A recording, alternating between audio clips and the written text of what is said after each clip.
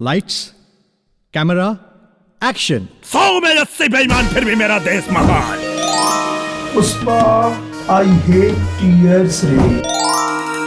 कि आज हम सुपरस्टार बन के नहीं, एक दुल्हन के होने वाले दुल्हे के लिबास में खड़े।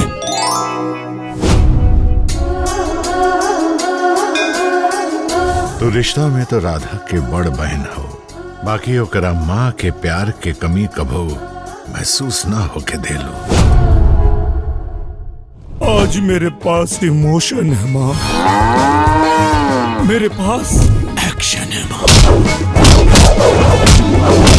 मेरे पास ड्रामा है माँ। ओह माय गॉड, गजब की एक्टिंग। मुझसे दोस्ती करोगे? अरे दोस्ती तो हम गाय भैंस से कर ले, तू तो साक्षात परी बाड़ू। मन में ही मन मुस्काने लगा, चला बैट बॉल खेला जाओ। नशा मुझ पे छाने। अरे देवी, हमार बैट सलामत रही तो बहुत बॉल खेले के मिले। पहली नजर में जादू किया रे, मेरे महबूब मेरे प्यारे। हमने एक चाहत कि हमने के लव स्टोरी के दी एंड लैला मजनू और हीर रांझा के जैसन होके। हम बहुत जल्द कामयाब इंसान बन के को काबिल दामाद के रूप में तुम्हारे बाप के सामने आई।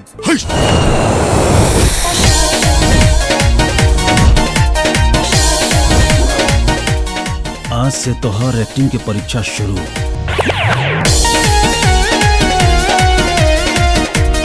हमके ये रिश्ता मंजूर बा।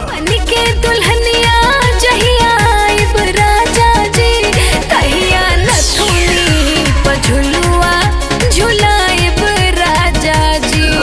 एक्टिंग करे के बात बोल रहे, सही के शादी करे के ना। जब तक काम कंप्लीट ना हो जाए तब तक तोहरा के पासपोर्ट ना मिले।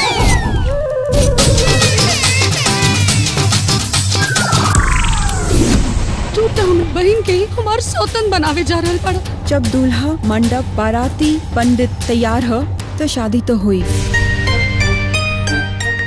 भगवान अपने बच्चों की हर वो प्रार्थना स्वीकार करते हैं जो सच्ची होती है। हमरा जिंदगी में तू आइलो, बन के एक मेहमान हो। ए दिलवा के खबर न लागल, कब बन गई तू जान हो।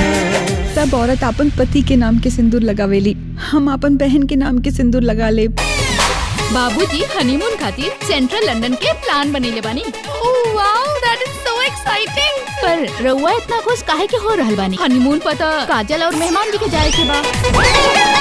तो हर देख के डरेस बदलाइल पानी हो। सही में आई कोहर बदन के लाइट से डराइल पानी हो। ए बाबू का चाहे तोहरा के बोलता। मेहमान जी छोड़ो ना। और कुछ मत करो, पता रखो हो ये गोयौरी बटनिया खोल दो। हम माँ तो बने वाला बानी, लेकिन ये दुनिया के नजर में बिन ब्याही माँ। जौना मोड़ पे हमनी के खड़ा बानी जा, वहाँ से सिर्फ एक ही रास्ता बचल बा। हम भगवान से कहब कि हमारी सारी खुशी, हमार उम्र भी तोहरा के दे दे।